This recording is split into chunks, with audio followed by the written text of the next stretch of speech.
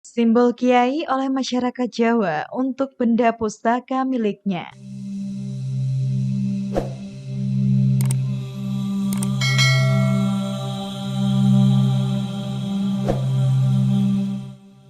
Simbol kiai yang disematkan pada sebuah benda pustaka merupakan simbol yang memiliki makna yang sangat mendalam bagi masyarakat Jawa. Oleh karena itu, kami telah menemui seorang kolektor keris muda dari kota Semarang, yakni Raden Mas Ashraf Sigit, untuk kami mintai keterangan mengenai simbol kiai ini. Menurut Raden Mas Ashraf Sigit, dalam kajian antropologi, suatu masyarakat memiliki simbol-simbol yang tidak dapat dimaknai secara literal oleh semua orang. Salah satunya simbol pada benda, hewan, bahkan manusia itu sendiri dengan nomenklatur kiai. Sebagai identitas kebudayaan masyarakat Nusantara, pemilihan diksi ini bukan impor dan tanpa alasan, melainkan lahir dari luhur dan enigmatisnya kebudayaan masyarakat Jawa dan umumnya Nusantara.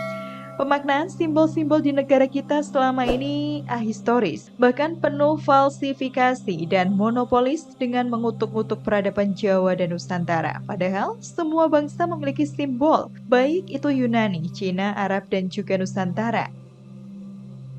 Lalu mereka berkiblat pada bangsa mana?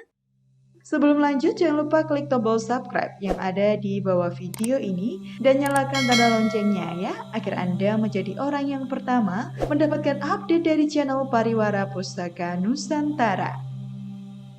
Untuk itu, memaknai simbol tidak bisa sekedar asumsi dan pemotongan makna untuk kepentingan tertentu. Lebih haram lagi memaknai simbolitas itu untuk membuat masyarakat inferior dan lupa akan sejarah leluhur yang adiluhung. Baik itu peninggalan nenek moyang kita atau wali songo. Seperti contoh pemaknaan simbol pedang pada masyarakat Arab yang oleh sebagian orang dimaknai sebagai Islam disebarkan dan diajarkan dengan kekerasan. Padahal makna aslinya pedang adalah simbol keadilan. Juga pemaknaan simbol pada ubur rampai sesaji yang aslinya bermakna simbol kesejahteraan petani dan nelayan karena banyak berisi jajan pasar, makanan khas daerah, dan lainnya. Fenomena seperti inilah yang harus diluruskan sebelum Indonesia makin jatuh ke lembah kebodohan. Pembahasan kita kali ini akan memakan waktu yang cukup panjang. Oleh karena itu, saya akan membagi tema kali ini menjadi dua video. Kiai, simbolisme dalam kehidupan. Manusia tak bisa hidup tanpa simbol. Dalam iklan ada simbol, dalam agama politik, ekonomi juga penuh simbol. Dunia pendidikan juga diwarnai simbol. Di jagat maya semua penuh simbol. Tanpa simbol, kita pasti tidak dapat menjadi apa-apa karena simbol itu sendiri sangat penting. Melalui dari urusan kasur, dapur, sumur, sedulur, semua butuh simbol.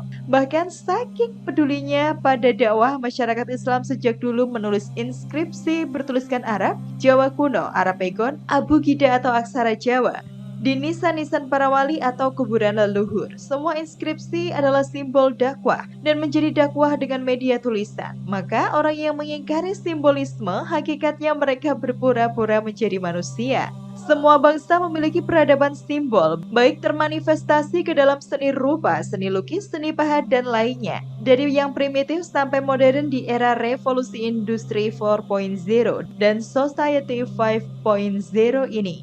Jauh sebelum para filsuf dan ilmuwan modern mengembangkan teori simbol, Ernest Cassirer tahun 1874 hingga 1945 pernah menyebut bahwa manusia merupakan animal simbolikum atau hewan yang menyukai simbol, hewan yang menggunakan simbol untuk berkomunikasi dan melambangkan sesuatu. Begitu pula dengan teori simbol dikembangkan Geertz, Turner, Edward Tyler, dan lainnya yang mengkaji simbol sebagai suatu kekayaan manusia yang sangat mahal. Namun, apakah semua orang memahami hal itu atau justru terjebak dalam simbol-simbol yang destruktif dan mengutuk bahkan mengafirkan simbol itu? Pendapat ini tentu sangat logis, karena sebelum bahasa berkembang seperti saat ini, Allah pertama kali berkomunikasi dengan Nabi Adam pun menggunakan simbol-simbol, seperti dalam firman Allah surat Al-Baqarah ayat 31 yang artinya, dan dia ajarkan kepada Adam nama-nama benda semuanya. Kemudian dia diperlihatkan kepada malaikat seraya berfirman, "Sebutkan kepadaku nama semua benda ini, jika kamu yang benar." Simbol-simbol yang langsung diajarkan Allah kepada Nabi Adam ini sangat enigmatis dan logis, bahwa manusialah makhluk Allah yang paling sempurna. Sebab Nabi Adam dapat ilmu pengetahuan melalui simbol-simbol,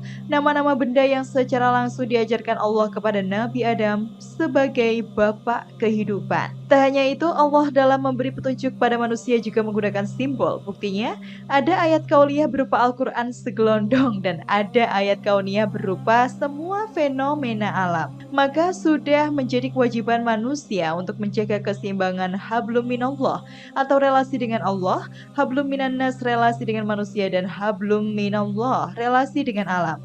Jika kita tidak dapat mengkomparasikan dua simbolisme dan tiga relasi itu, maka pasti kita akan tersesat dan tidak menjadi manusia seutuhnya. Begitu pentingnya belajar dan menelaah simbol sebagai tiket dan jimat menuju kebahagiaan dunia dan akhirat. Dalam bahasa Inggris, simbol diartikan sebagai lambang sesuatu. Dalam Yunani, symbele artinya melemparkan bersama suatu benda atau perbuatan yang dikaitkan dengan suatu ide. Simbol juga berasal dari kata simbolos yang berarti tanda atau ciri yang memberitahukan tentang sesuatu pada seseorang. Pada intinya, simbol menjadi kearifan lokal bahkan kearifan global yang harus dilestarikan.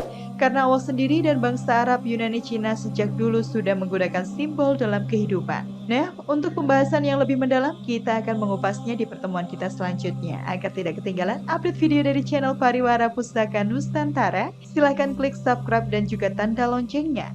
Nyalakan notifikasi agar Anda mendapatkan pemberitahuan update video terbaru dari kami.